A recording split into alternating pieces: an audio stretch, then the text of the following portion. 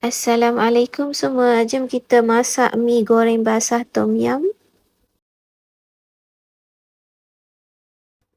Tumis bawang putih, bawang merah,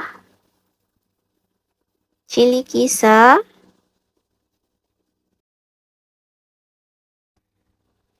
masukkan cube pati tom yum, daun limau purut,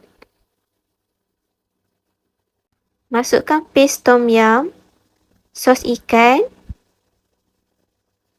sedikit air, kacau, sos tiram,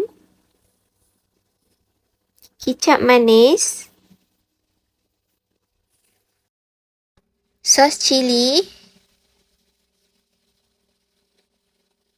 masukkan baby carrot, masukkan meatball dan fish cake, perasakan dengan perasa, masukkan mi kuning, kacau sebati, masukkan cili yang telah dipotong,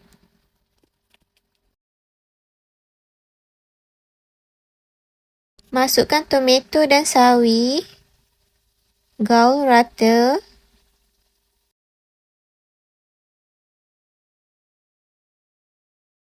siap, selamat mencuba.